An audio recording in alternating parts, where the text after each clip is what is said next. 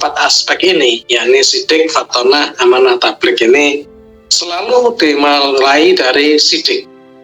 Jadi pendekatan apapun gitu, berbagai versi yang ada selalu dimulai dari sidik. Apakah kita mengurutkannya dalam yang paling tradisional, yakni sidik, amanah, tablik, fatonah, atau kemudian yang sidik, fatonah, amanah, tablik yang bisa disingkat sifat ini selalu dimulai dari sidik. Beliau juga dikenal sebagai Abu Bakar As-Siddiq. Di dalam urutan kekhalifahan juga urutannya 4 persis, dan masing-masing kepemimpinannya nantinya akan dapat dipotret sesuai dengan urutan yang kita diskusikan, yakni Abu Bakar, Umar, Utsman, dan Ali. Ini model kepemimpinannya dapat dirunut menjadi urutan yang sidik, fatonah, amanah, tablik.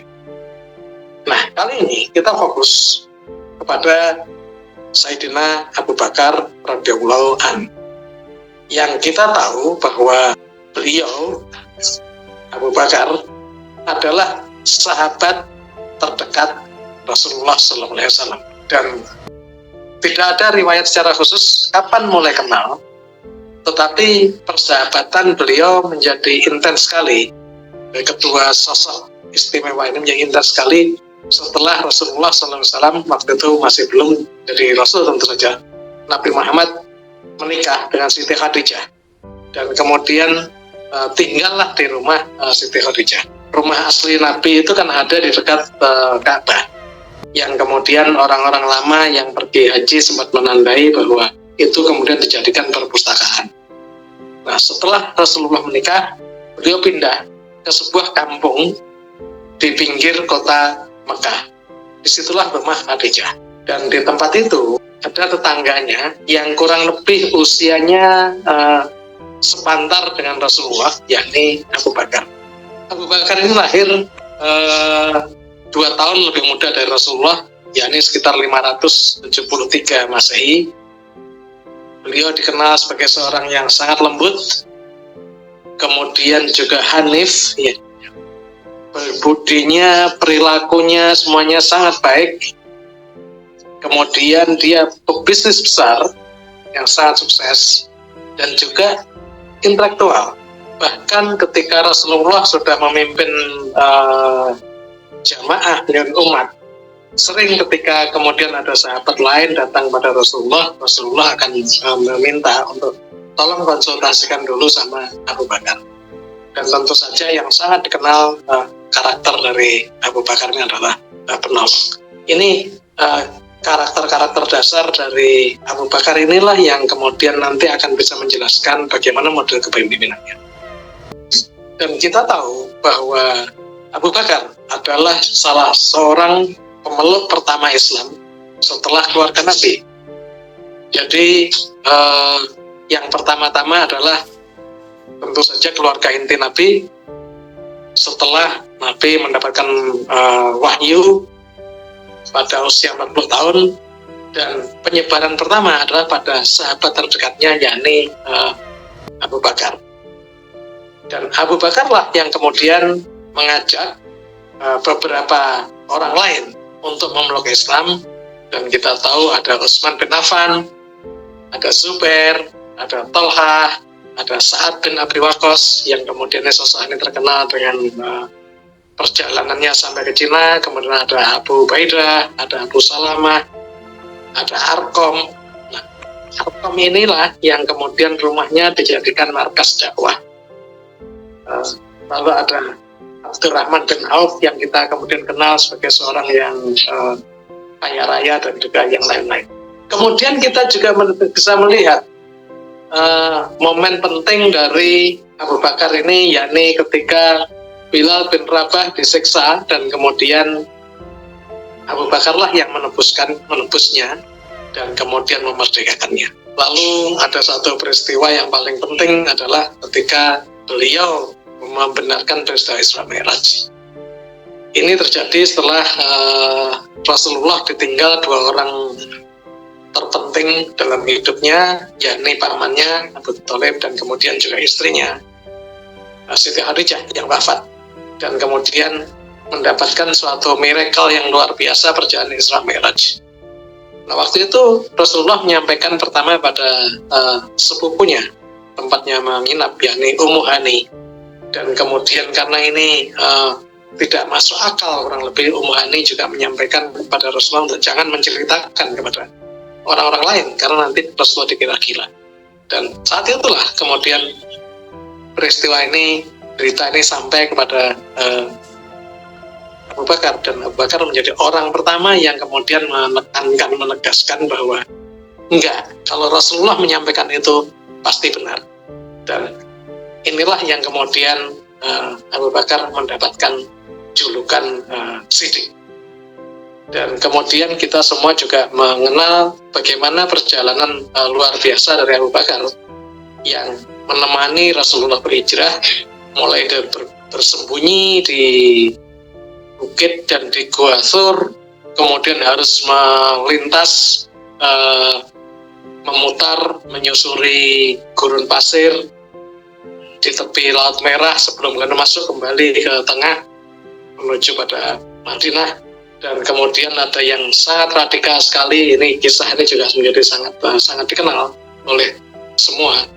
Bagaimana suatu saat Rasulullah meminta para sahabat untuk mendermakan hartanya untuk perjuangan, dan kemudian saat itu Abu Bakar lah yang mendermakan seluruh hartanya, yang membuat Umar sangat iri karena Umar hanya ikhlas mendermakan separuh harta, tapi Abu Bakar mendermakan seluruh hartanya untuk umat.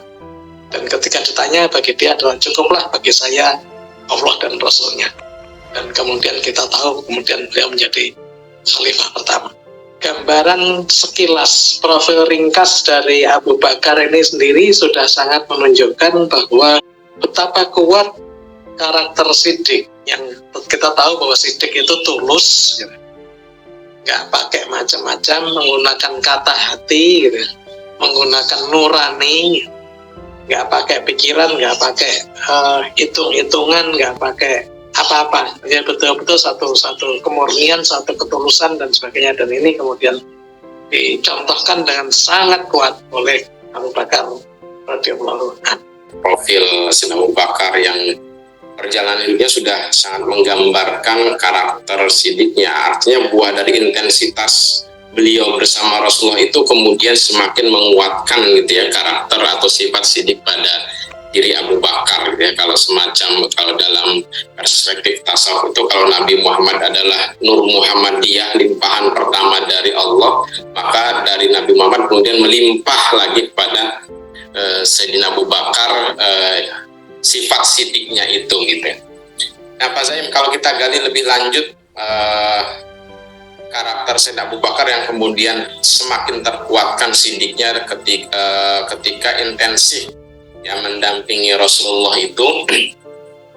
Nah, apakah kemudian sifat Siddiq ini akan melahirkan sifat-sifat baik yang lainnya gitu ya? Artinya semacam sifat induk, tadi Pak Zaim mengatakan selalu mulai dari Siddiq gitu. Nah, apakah kemudian ketika seseorang sudah berhasil menginternalisasikan sifat Siddiq dalam dirinya, sebagaimana Sayyidina Abu Bakar yang tadi diceritakan Pak Zaim, ini kemudian bisa melahirkan sifat-sifat baik lainnya Pak Zaim, yang itu akan semakin memperkuat konteks dalam Siddiqnya ini. Dan bagaimana pula kemudian kalau dalam konteks aplikasi di kehidupannya, bagaimana melihat kepemimpinan Siddiq. Dan ketika kita bicara kepemimpinan Siddiq gitu, tentu saja dasar yang paling kuat adalah tentu saja iman. Dan tadi sudah disampaikan oleh Mas Zafi bahwa iman beliau adalah iman yang sudah terbangun gitu. Tadi di awal beliau orang Hanif. Beliau tidak pernah ikut-ikutan dari orang-orang Mekah yang kemudian menyembah berhala, tidak pernah. Dalam hal ini beliau sama dengan Rasulullah, yang beliau percaya bahwa ada sesuatu gitu ya, yang memang belum terdefinisikan, belum terumuskan gitu kan, Sang Maha Pencipta itu sendiri. yang itu sudah terbangun dalam diri beliau, dan kemudian juga di lingkungan perkampungannya Bani Taim itu juga ada beberapa orang yang dalam pencariannya sampai kemudian mengikuti Nasrani, kan kita tahu pamannya Khadijah juga seorang Nasrani yang Hanif, ya, yang kemudian menjadi dasar utama bahwa keesaan ketauhidan ini sudah terbangun kuat, dan inilah ciri-ciri sidik. Dan kalau kita berbicara, kita coba kaitkan dengan dunia teori kepribadian, inilah yang kemudian bagaimana menggunakan ranah biru. Kalau kita pinjam teori kepribadian yang lain gitu, ranah pragmatik, ya. Ranah pragmatik ini kan atau pragmatik ini kan ketulusan, terus baik saja, suportif saja, ngikutin alam saja, dan inilah tempat keyakinan tertanam. Jadi bukan di pikiran ini. Ini pertama-tama justru dari lubuk hati yang terdalam. Nah, ini yang terus terbangun dengan sangat kuat. Dan kita tahu bahwa contoh seperti tadi, beliau menyerahkan seluruh hartanya kepada kepentingan umat. Di situ kan tidak mungkin terjadi kalau tidak punya satu landasan keyakinan yang sangat bahwa cukuplah Allah untuk saya, Allah dan Rasulnya cukup untuk saya. Ini level yang luar biasa. Jadi perjuangan yang tingkat tinggi, dan fondasi ini sangat kuat ada pada Abu Bakar. Dan semestinya ini juga yang menjadi modal kita, gitu, dalam mengaruhi kehidupan, juga dalam manajemen, bahwa ketulusan yang yakin, yang tulus inilah yang harus menjadi pijakan pertama. Dan terkait dengan keyakinan ini adalah aspek kedua, yakni kejujuran. Karena kita sudah terbiasa bahwa kita ngikutin nurani, kita tidak ngikutin pikiran, kita ngikutin lebih dulu, nurani lebih dulu, tidak mengikuti kepentingan, tidak mengikuti yang lain. Nah, ini pada diri sendiri saja jujur, apalagi pada orang lain dan sebagainya. Nah, ini karena apa? Karena sekali lagi didasarkan pada keyakinan. Dan elemen yang lain adalah dalam hal ini suka menolong. Ini sebenarnya kata yang lain adalah peduli, ya. Bagaimana kepemimpinan ini memang kepemimpinan yang sangat peduli. Jadi orientasinya bukan ego sendiri, orientasinya adalah kepedulian kepada lingkungan. Lalu elemen lain adalah keikhlasan. Jadi keikhlasan yang sangat mendalam dari setiap gerak-gerik kita, bukan berdasarkan sekali lagi kalkulasi. Nah, ketika tadi membantu Bilal bin Rabah membebaskan beliau, itu sebenarnya keikhlasan saja. Dan ketika beliau ditunjuk menjadi khalifah juga tidak hitung-hitungan, sampai pada suatu saat terjadi peristiwa yang kita tahu, beliau pergi ke pasar karena mau berbisnis, ya. Dan kemudian diingatkan oleh Umar, dikatakan bahwa, loh, Anda khalifah. Iya, tapi saya harus menghidupi diri saya sendiri juga. Jadi menjadi khalifah waktu itu tidak dibayar. Ini satu, benar-benar tidak mendapatkan fasilitas apapun, dan beliau lakukan. Dan tentu saja yang terakhir, dan ini menjadi kunci, yang nanti menjadi kunci kebahagiaan, kunci kalau kita bicara di manajemen itu kita selalu menghadapi badai dan sebagainya. Ini kuncinya di pasrah. Tanpa ada kepasrahan ini kita tidak akan bisa mengatasi satu badai yang sangat besar. Tanpa kepasrahan ini karakter dari Siddiq. Inilah yang kemudian ditunjukkan oleh Abu Bakar dalam leadership-nya, dan kemudian kita tahu beliau hanya menjadi khalifah selama 2 tahun. Tetapi semua orang mengakui bahwa 2 tahun kekhalifahan dari Abu Bakar ini sangat-sangat efektif.